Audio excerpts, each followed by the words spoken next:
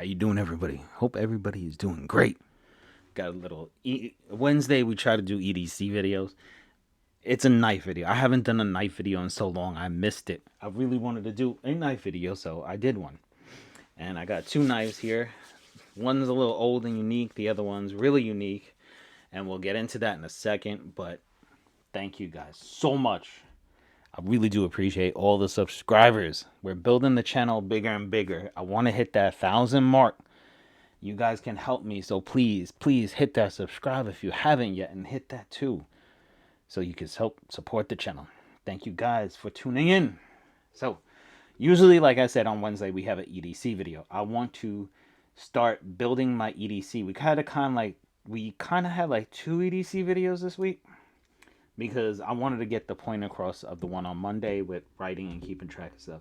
But I also wanted to talk about this stuff, and I'm working on updating my EDC, my pouch, my bag, and everything. Might be the same bag, but a little different stuff in it. You know, as we go and carry stuff, we learn more and more what we do need and we don't need and what we really need. So, before we get into this one, which is really, really special, we'll show this one. It's kind of an old Orient Japanese knife. As you can see, it's an old this slip lock or slip fold or joint fold, an OMR stainless steel Japan. It says something else there, but you really takes a little. There you go. It says the steel. You got that cool, the blue. You could tell. Yes, it has some cracks in, but you could tell the blue there, kind of old school looking. Boom, like that. It has somewhat of a lock. I do have to clean this up and sharpen it. The plastic, I can't do that much about. It's cracked. I can put something on there so it doesn't come apart, but that's about it. But I do want to clean it up and sharpen it for sure. It's a really cool long blade. I could see somebody sitting there back in the day peeling their apple and eating it, because people didn't freak out when you pulled out knives back then. So there you have it right there. That's a cool one. But this is the star of the show. Now, what is it? Some people will be able to tell it's a Balisong, but it's not from all these different companies that make the Balisong, or some people call it butterfly knife. It's not that. Balisong is from the Philippines. It is from Batangas. If I said it wrong, I'm sorry. But Batangas is a place outside of Manila. They make the Balisong knife. And the reason why I'm saying this is the real deal, because it is. It is actually from the Philippines. I did not order it. I did not order it online or had it shipped here. My wife is from the Philippines. She went there, and when she was visiting, she got me this. So one of the best gifts she ever got me, because I'm into knives, as you could tell, and EDC stuff. And I always wanted to have a Balisong. So I have one. And they're definitely handcrafted and everything like that. As you can see, the little details. We'll get into the details, but let's just fold it. I'm not gonna flip it because I'm right behind front of the camera. My camera is my phone. I can't lose that, so I'm not gonna flip it or anything like that. I'm not that good at flipping it to begin with. I haven't practiced that much because I don't want to mess this up.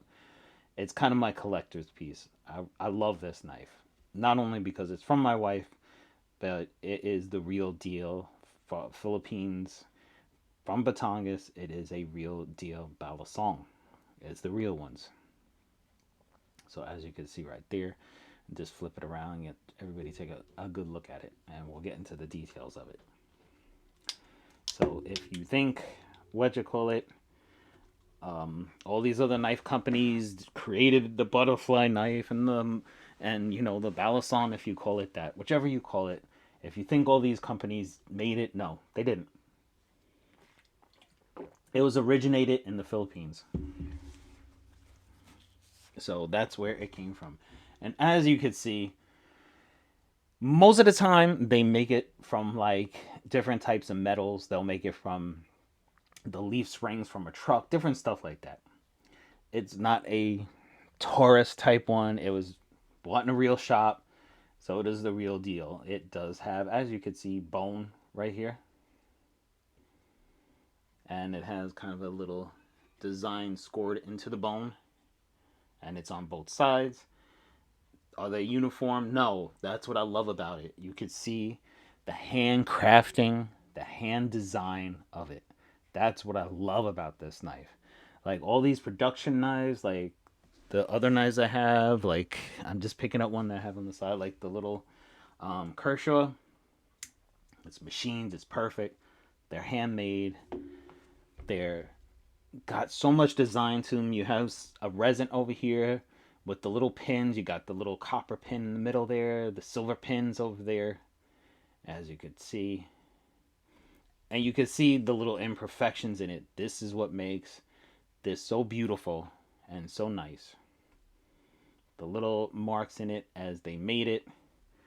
Over here, that's where you have your little lock. It flips down. As you can see, it has a little bit of like a green kind of metal to it. It's quartz. It's not filed down and refined.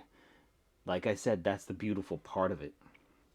So as you can see, it does have its joints, it slips. It does have a little pin right here to lock it kind of out. And then right here, when you have it open, you can lock it like so. As you can see right there. So the lock kind of just slips like that. So as you can see, the cool little design, they drilled little holes through it. I'm trying to get it to focus so you can see. There we go. So as you can see, they put little holes in it, and it's like graduated little holes. It has kind of a stepping down type of deal with it. It has a nice wide belly on it. It's so nice design. Like, to see something like this is beautiful, because not only is it part of my wife's culture, of course, but it's something that we could both share, because I love knives and I got the real deal. So that's what makes it so special. And you know, a lot of these knives has that serration on the top. This, telling you people, is the real deal. You could cut a tree with this. It is extremely nice and sharp. That little serration there, and the point sharp. So this is the real deal. Got a little bottle opener for utilitarian purposes.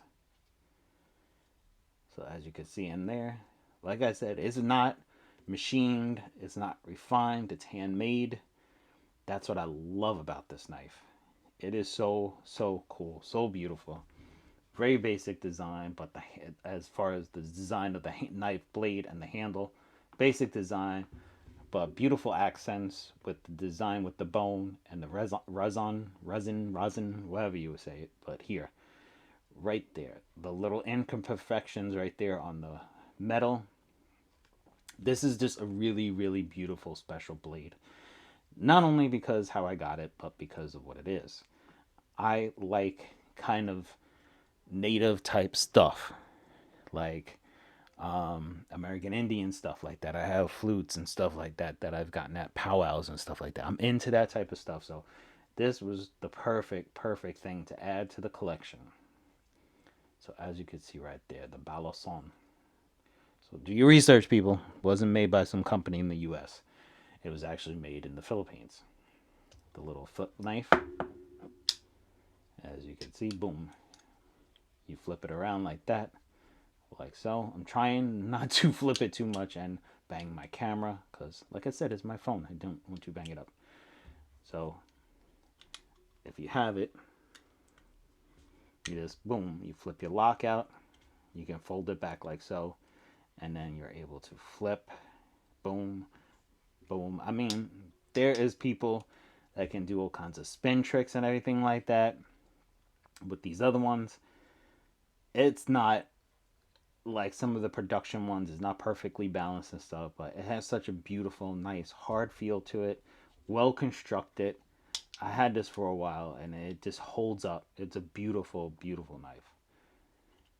Let me just lock it over there. So, like I said, that was the star of the show. But I figured I'd show this one too, because when I went to get this one was there. So I figured, let's do two while we're at it, right?